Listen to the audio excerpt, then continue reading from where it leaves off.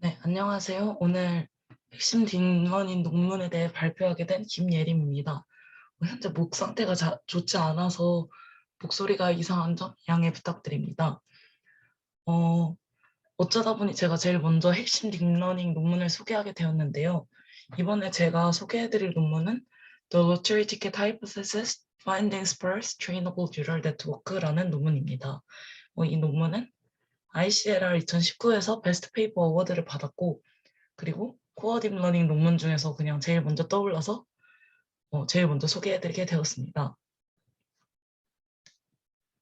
본 논문을 소개해드리기에 앞서서 프로닝이 무엇인지에 대해서 간단히 설명을 드리고 시작하겠습니다. 프로닝이란 어떠한 기준을 두고 중요하지 않은 뉴런과 그 시냅스를 제거하는 그런 기법입니다.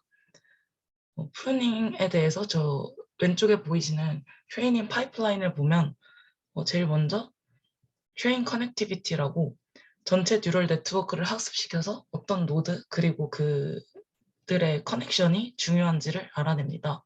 그 다음에 프론 커넥션스라고 그 기준치, 아까 말씀드린 기준치에 미달된, 그래서 중요하지 않다고 판단되는 커넥션들을 프로닝, 즉 가지치기 합니다.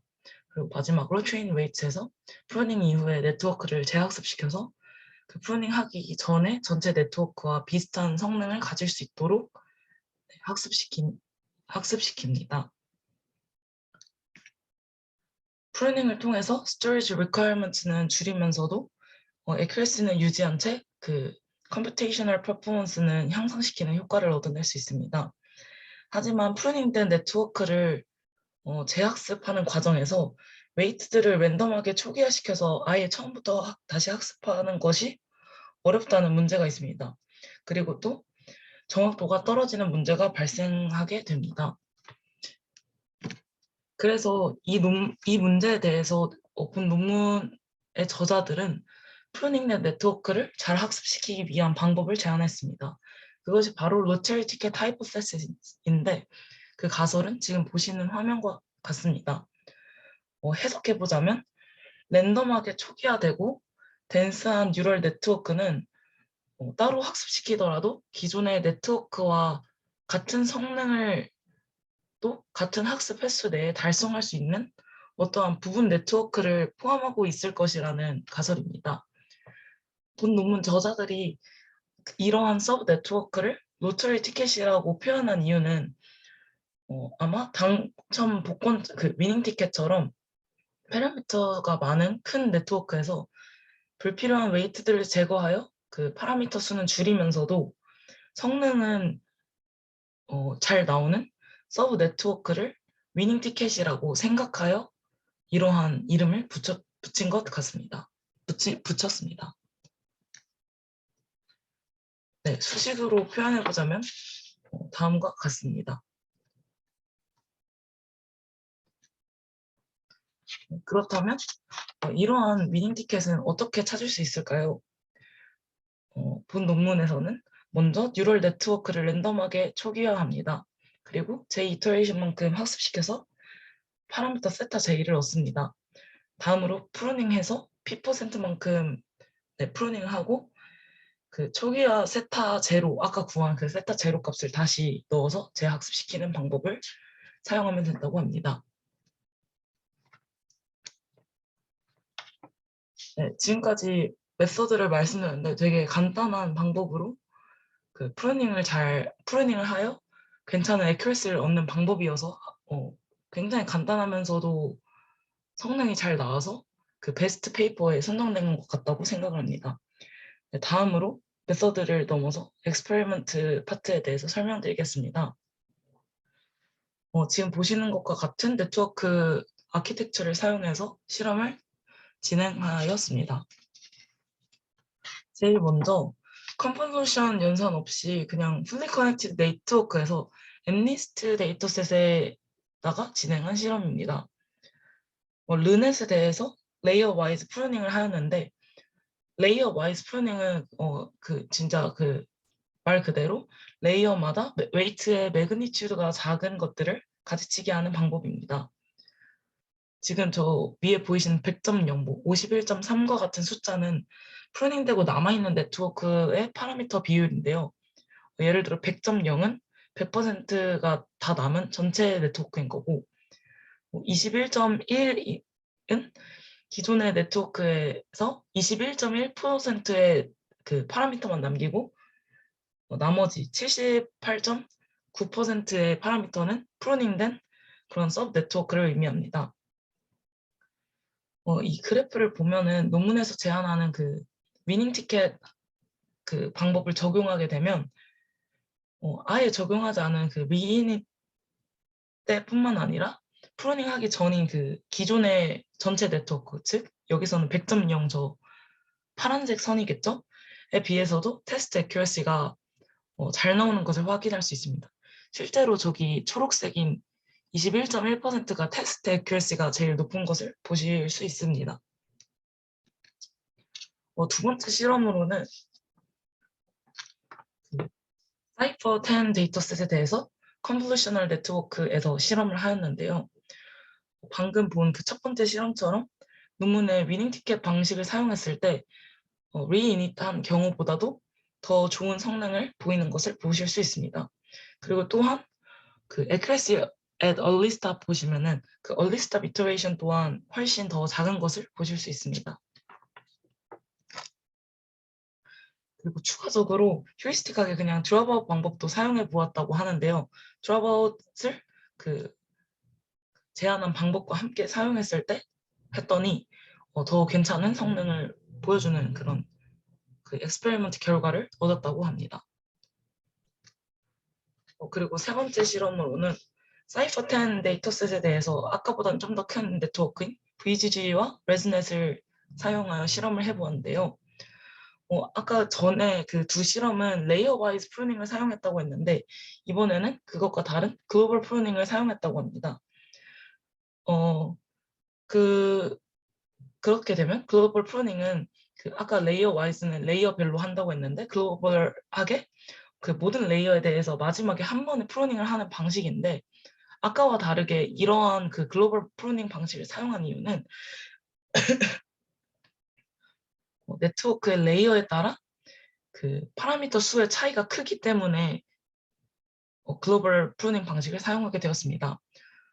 예를 들어서 VGG 19의 경우에는 각 레이어별로 파라미터 수가 1700개, 3600개, 그리고 23만, 아니, 죄송합니다. 235만 개로 엄청나게 차이가 납니다. 이럴 때 각 레이어별로 동일한 비율로 프루닝을 하게 되면은 그 1700개의 첫 번째 레이어처럼 파라미터가 작을 경우 보틀넥이 되어서 미닝 티켓을 그 아이덴티파이 하는데 방해가 될 수 있습니다. 예를 들어서 90% 프루닝을 한다고 했을 때 마지막 레이어는 아까 말씀드린 것처럼 235만 개의 경우에서 90% 프루닝을 했으니까 23.5만 개로 프루닝되어도 충분한 파라미터를 가지는데 첫 번째 레이어에서는 1700개에서 170개로 가지치게 되어서 학습이 제대로 되지 못할 것이기 때문입니다. 따라서 이 VGG와 레즈넷의 경우 이런 큰 네트워크의 경우 크면서 그 파라미터 수가 차이가 많이 나는 네트워크의 경우에서는 본 논문의 저자들은 글로벌 프로닝 방법을 사용하였고 그리고 또 더 좋은 테스트 애큐러시를 얻었다고 합니다. 또 아까처럼 이 논문의 저자들은 휴리스틱하게 러닝 레이트 웜업이라는 추가적인 방식을 사용하여서 실험을 했는데 러닝 레이트 웜업이란 러닝 레이트를 초반 이터레이션 동안 리니어하게 증가시키는 그런 테크닉을 의미합니다. 네, 이거를 썼을 때도 더 좋은 성능을 얻었다고 합니다. 네, 마지막으로 이제 그 디스커션 파트에 대해서 말씀드리겠습니다. 네 가지를 다루었는데 네 가지 경우의 디스커션을 다루었는데 제일 먼저 위닝 티켓 초기화의 중요성에 대해서 언급하였습니다. 처음에 말씀드렸다시피 네트워크를 프루닝하고 얻은 위닝 티켓의 웨이트를 아예 랜덤하게 그 재초기화 시켜버리면 학습 속도는 더 느려지고 테스트 애큐러시는 또 원하는 만큼 얻을 수 없습니다. 하지만 여기서 제안한 방법으로 그 초기 웨이트였던 그 세타 제로를 이용하면 더 빨리 학습하고 높은 그 테스트 애큐러시 또한 얻을 수 있게 됩니다. 이에 대해서 네트워크의 초기 웨이트가 마지막에 그 얻는 최종 웨이트랑 비슷하기 때문이라고 생각할 수 있는데요. 하지만 논문의 추가 실험에서 어펜딕스 F에 나오는데 그 실험에서 위닝 티켓의 웨이트가 다른 웨이트들보다 더 많이 변화하는 경우를 관찰하였다고 합니다. 따라서 웨이트 초기화의 중요성은 그 초기화 자체가 아니라 옵티마이제이션 알고리즘이나 데이터셋 그리고 모델과 또 연관이 있다는 것을 볼 수 있었습니다. 그리고 다음으로는 위닝 티켓 구조의 중요성에 대해서도 언급하는데요. 위닝 티켓을 발견하기 위해서 트레이닝 데이터를 활용해야 하기 때문에 구조가 그 특정 태스크에 맞춤화된 인덕티브 바이어스가 어쩔 수 없이 인코드 되어 있을 수밖에 없다고 합니다. 세 번째로는 위닝 티켓의 그 향상된 일반화를 언급해 주었는데요. 최근 연구에 따르면 뉴럴 네트워크에서 더 압축될 수 있는 네트워크는 더 타이트한 제너레이션 바운드를 가진다는 것을 증명했습니다. 노트럴 티켓 하이포테시스는 이러한 이러한 연구를 보충 설명할 수 있다고 합니다. 그리고 마지막으로 뉴럴 네트워크 최적화의 의미에 대해서도 생각해 볼 수 있는데요. 저자들은 그 SGD로 뉴럴 네트워크를 최적화하는데 위닝 티켓의 존재는 필수적이고 그리고 SGD가 잘 초기화된 그 서브 네트워크를 찾아내고 잘 학습시킨다고 생각한다고 합니다. 그 이유로 오버파라미터라이즈드 된 네트워크는 위닝 티켓의 가능성을 가진 더 많은 파라미터가 많으니까 더 많은 그런 서브 네트워크가 될 수 있는 그런 조합을 포함하고 있기 때문이라고 말하며 그래서 더 쉽게 학습할 수 있을 것이라 말합니다. 네, 이상으로 논문 소개 마치도록 하겠습니다. 감사합니다.